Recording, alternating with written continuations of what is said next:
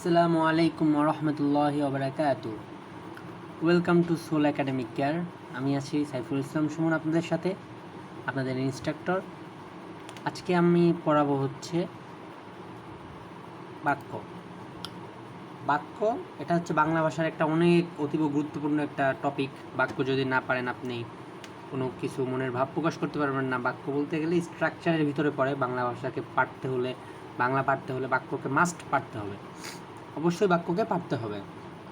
So বাক্য যদি কাকে বলা হয়, বাক্যর অনেকগুলো প্রকারভেদ আছে। আমরা এখানে একটু বাক্যটা কী জিনিস সেটা বোঝার চেষ্টা করব। বাক্যটা কি আদৌ কী কাজে লাগে, বাক্যটা কীভাবে তৈরি হয়। এই জায়গায় দেখা যাচ্ছে দুই বা তার বেশি শব্দ একত্রিত হয়ে বাক্য তৈরি করে। অর্থাৎ দুইটা শব্দ বা তার বেশি শব্দ একত্রিত হয়ে ইজিলি বাক্য তৈরি করে। যেমন রহিম ফুটবল খেলে। সুন্দরভাবে রহিম ফুটবল খেলে।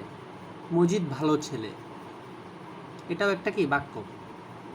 মজিদ ভালো ছেলে, এটাও একটা বাক্য। তো এখানে কিন্তু দেখতে পাচ্ছি একটা শব্দ, দুইটা শব্দ, তিনটা শব্দ। এই তিনটা শব্দ মিলে একটা বাক্য হয়ে গেল।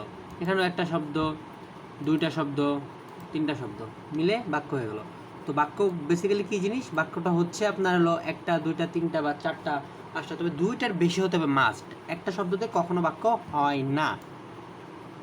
নিশ্চয়ই বুঝতে পেরেছি। এবার যদি বাক্যের প্রকারভেদের দিকে যায়, বাক্য বেসিক্যালি হচ্ছে আপনার তিন প্রকার।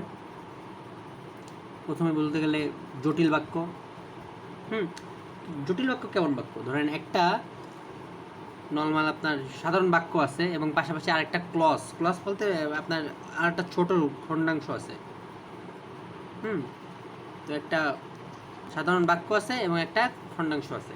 যেমন বললাম, আমি এসেছি তাই বলে সে চলে যাবে, এটা একটা জটিল বাক্য।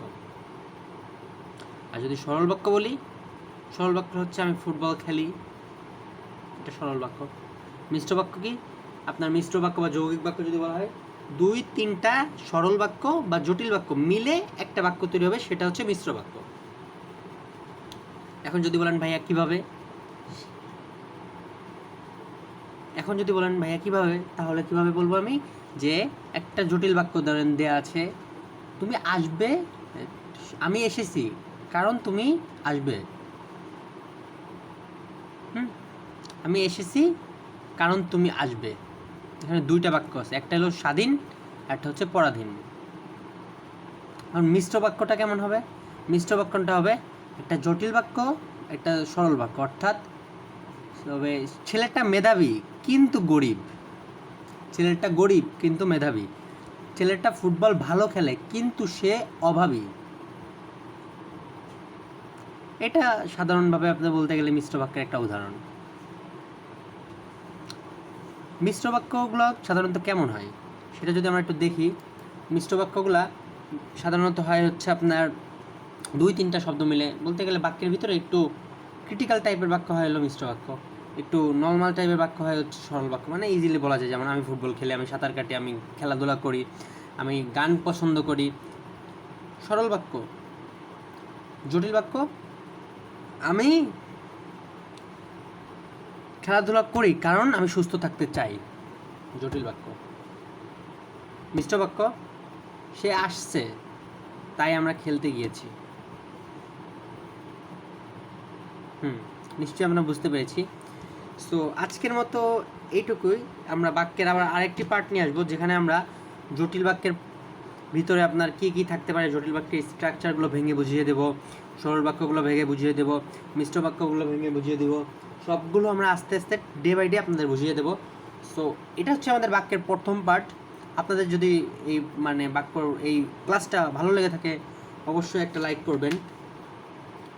আর পাশাপাশি আপনার মূল্যবান মতামত অবশ্যই কমেন্টে জানাবেন।